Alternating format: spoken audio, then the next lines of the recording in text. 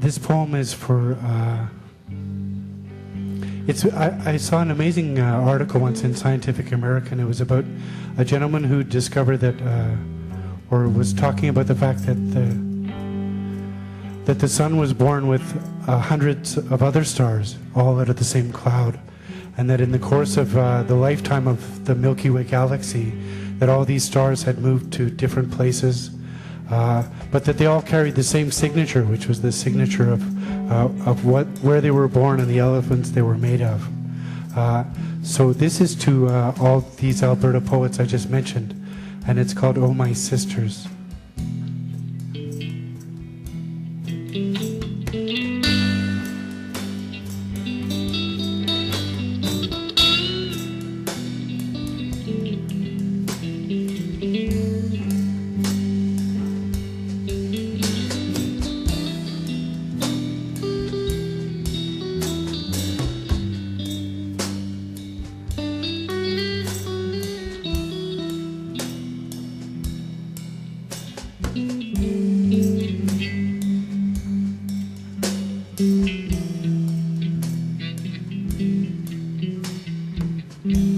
For Arab seers in the desert night, watching the arc of the heavens wheel around that northern star.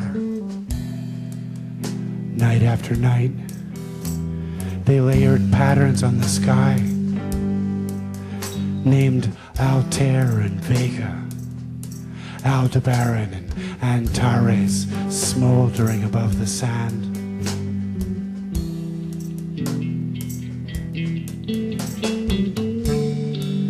If I went searching for my own twin, I would never have to look so far away as I see now, seeing the light that started here so many years ago.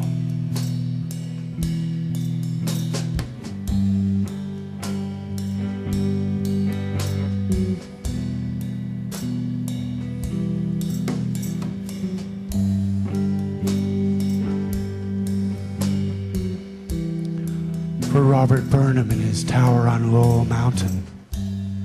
For Timothy Ferris and a wheeling photo of Andromeda, place of 1 trillion stars, whose light is alabaster and beauty.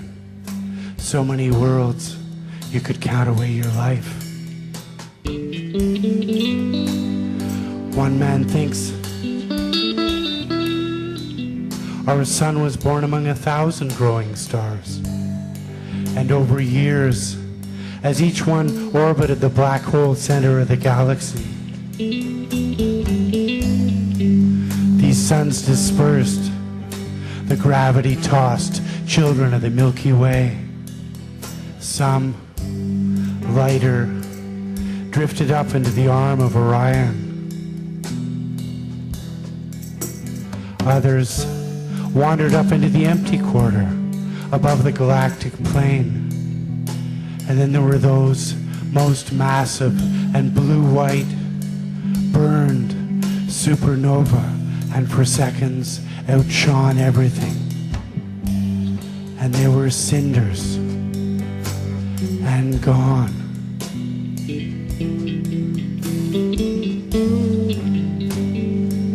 And they were lost to each other.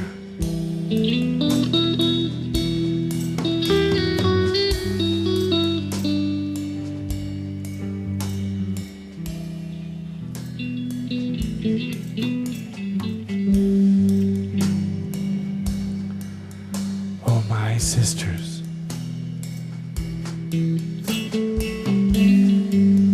When only one star is burning in this empty place, and language ends, and here is dark, and everywhere is far. When the days grow short, we worry needlessly, and the kindness of strangers destroys us.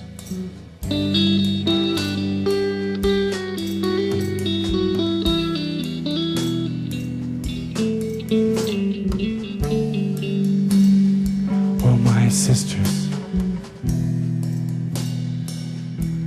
when love has not found us, when we are driving without map or destination, when we stop being beautiful even to ourselves. Oh, my sisters, how I found you, I do not know. Born of the same cloud, burn for the same reasons. Love, melody in the spotlight, and using words to craft a song too beautiful for words.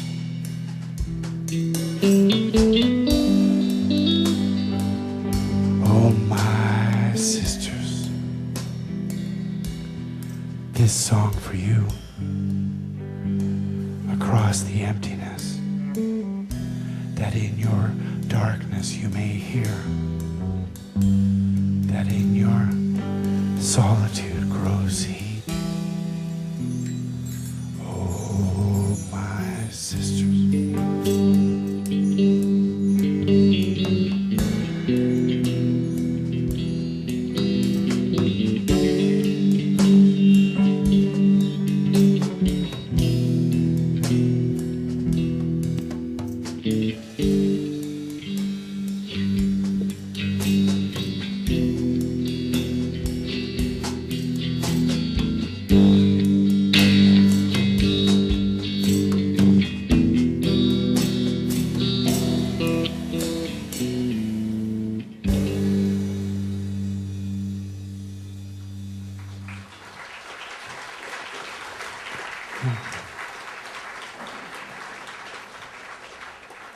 Thank you.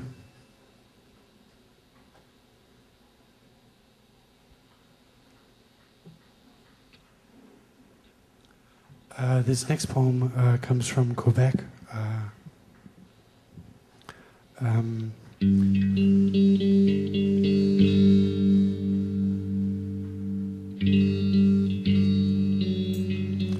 a part of rural Quebec called the Gaspé, which you probably know.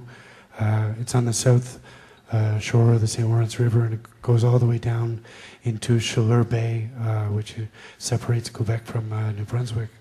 And it was the home of, for a long time,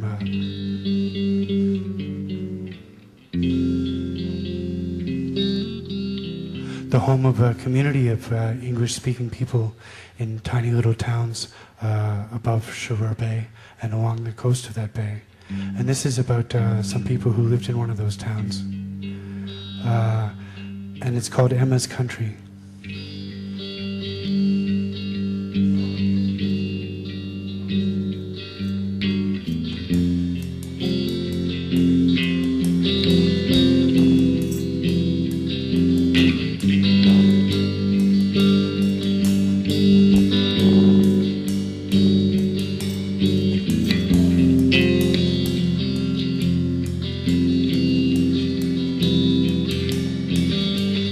Crickets sound. The swish and roar of cars carries up from the coast road. But the cars are few and far between, and things seem simple in it, Emma's country. Breeze blows cool through the attic at night, soaking the forest walls, filling the air. When they moved in here, the plant beneath the skylight cascaded wildflowers, filling the air around their narrow bed as if it were their fault it bloomed.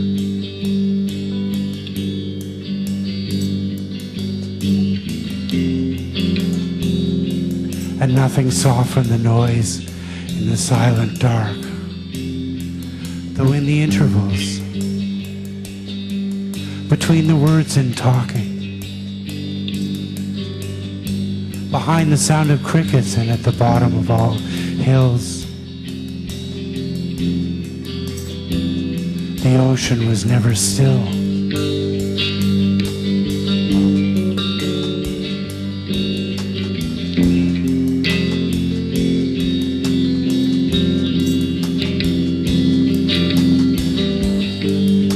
dad's a fisherman,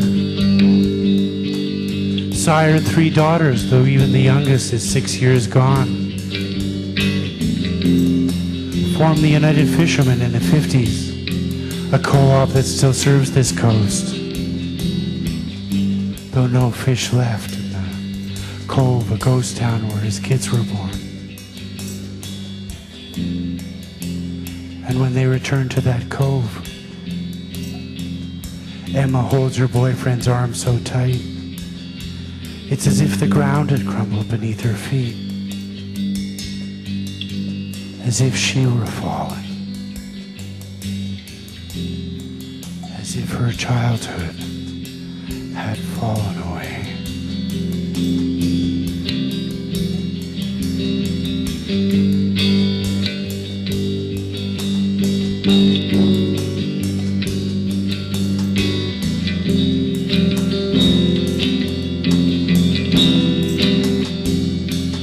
And the long surge of the ocean pours past Newfoundland, choking the Gulf with salt water and life. And Emma, a girl who played along these beaches, sang, "Daddy, will you take me out on the boat tonight?" And he said, "Well, grab your jacket and a life belt too. We'll take the skiff and see what's biting tonight."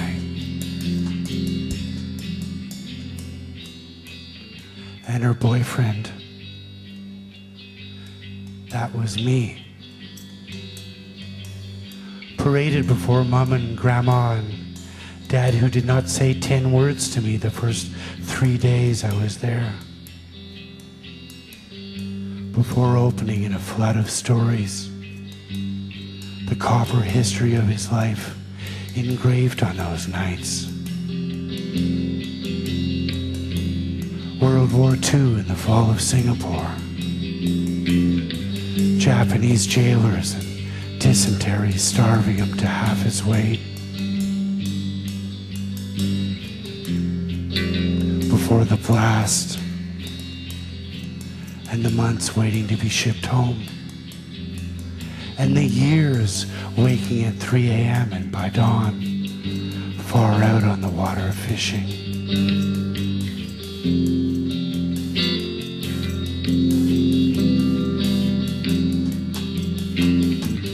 There's a photo I saw in black and white. Her dad standing on the side of a hill with Valerie and Emma wrapped around his legs, both colt-like and pretty and neither more than waist-high to him. And he reaching one great hand down to each of their shoulders. Hands creased from hauling 200 feet of line down and up all day. He holds him safe against the wind. The hill slopes down to the sea, and now the wind has come up even stronger, blowing his hair straight back and his face cast as if in bronze. And she says, "Daddy, will you take me out on the boat tonight?" And he says, "Oh no, Emma, it's too black even now, and by morning just you watch it blow." And isn't that the night a wave shatters the wheelhouse and they're running from the wind, torn from the Gulf and thrown 300 miles halfway to Prince Edward Island?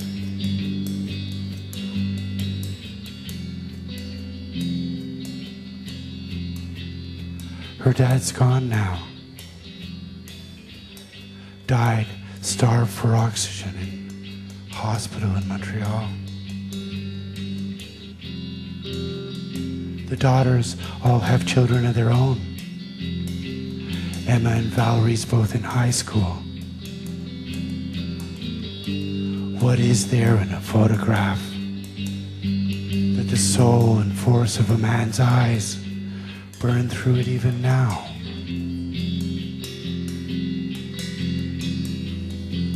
A girl could fall 30 years through time, feel her dad's hand rough against her shoulder,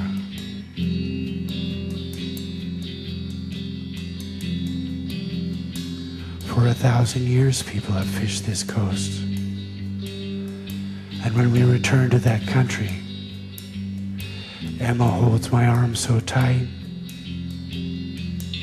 It's as if the ground had crumbled beneath her feet, as if she were falling, as if her childhood had fallen away.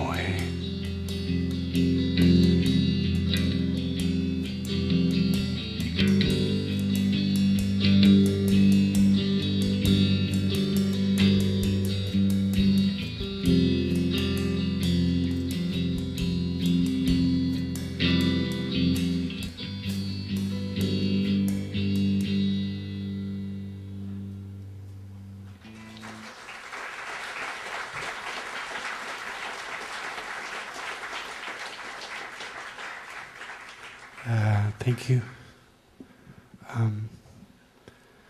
I'd like to do one more piece in honor of this fantastic guitar amp behind me.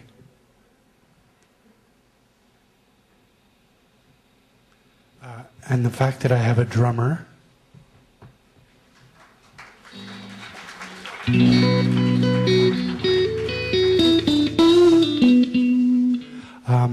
And most of it takes place in Alberta. So I figured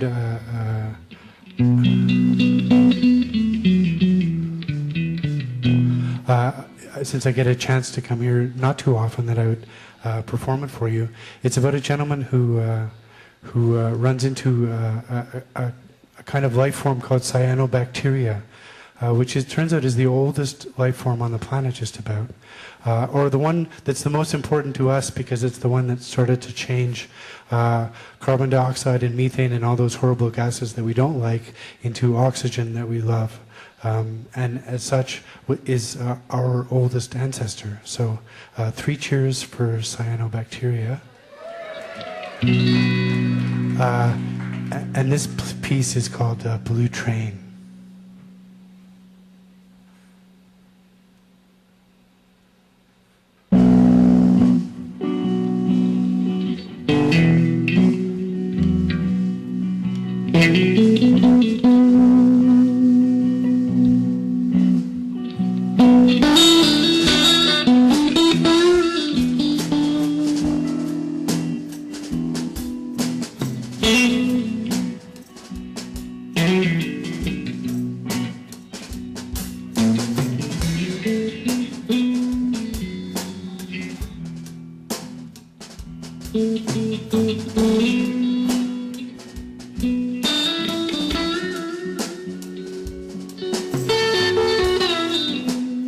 I caught what I thought was a freight car, but of course it wasn't a freight.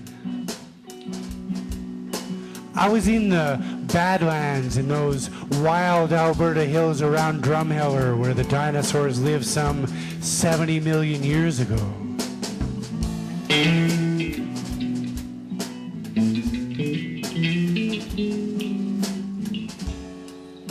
I was clambering from one car to the next when I saw it. Up ahead in the distance, this unearthly blue color, as if blue neon had spilled out and contaminated the ground.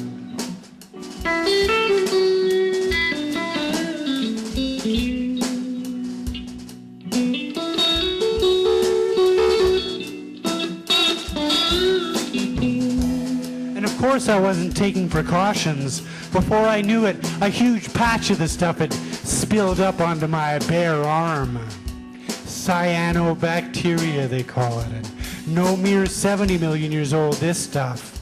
2,000 million years old. Half as old as the planet itself.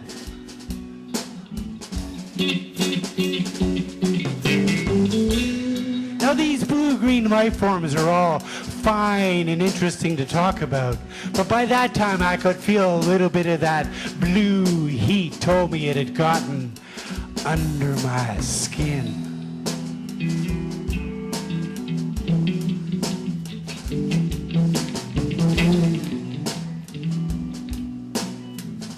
I was pretty certain I knew what was going on. I had acquired a case of the blues before, but this was such a strong blue, so much of a deeper blue, that it was no longer a case. It was an infection.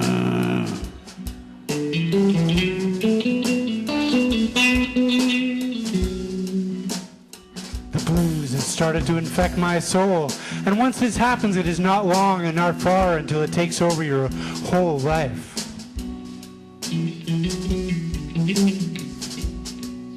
I know that because these days I will be standing in the shower and it will occur to me that the way I feel cannot be expressed in words, that it must be expressed in the language of the blues itself. And this is a dangerous course, because when I step dripping from the shower to attach my body to a vintage guitar amplifier, sometimes the electricity jumps right out at me, and like Walt Whitman, I sing the body electric. And it's often 2 or 3 days before I know what my name is or why I'm in the hall.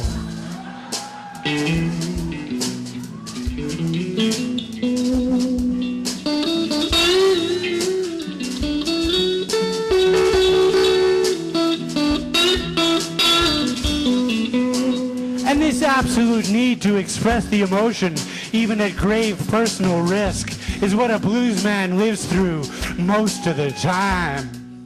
He's not asking, I wonder what this sounds like. He's feeling sounds, and his expression of that feeling is what they call the blues.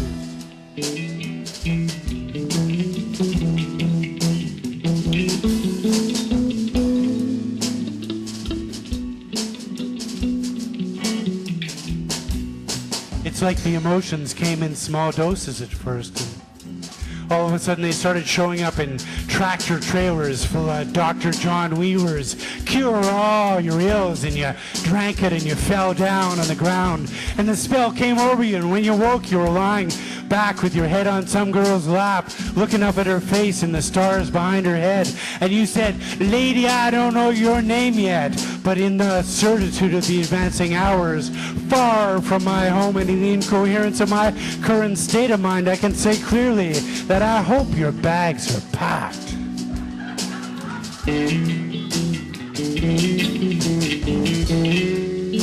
Because we're entering the uncharted West here, and without even knowing where we're bound, I know we're wanted on this train, seated if not together then in the same car, and flirting across the aisle as the miles unwind, as the hours blend together.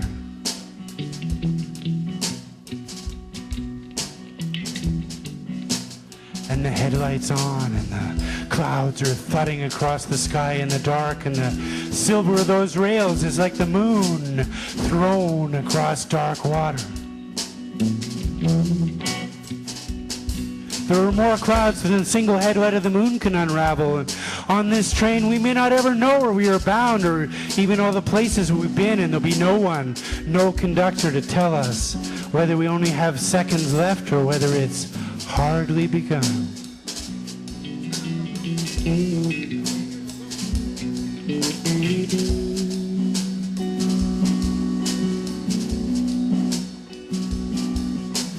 There are nights though, like that night I walked down to the end of the train and found you in the alcove between 2 cars with your hair blowing in the wind from the open window, and I did not ask you to join me, but when you did and we were lying down in the upper berth in the empty car, as the car began to fill with that darkest of dark blue water,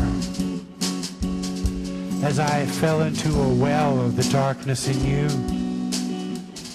in that darkness spilling open like a case of the blues, thrown down, and all my things fallen on the ground.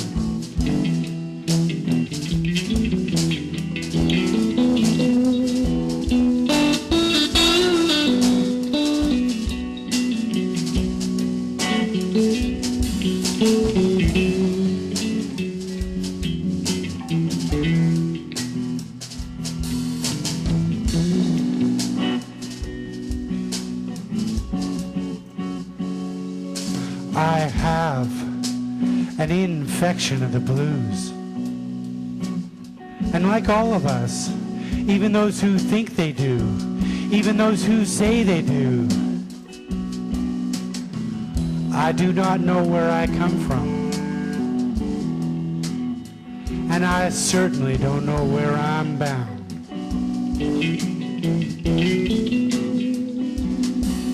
So I do the only thing I can do, which is what we all do, all of us who are infected, as we begin to realize how crazy it is we're alive in this universe.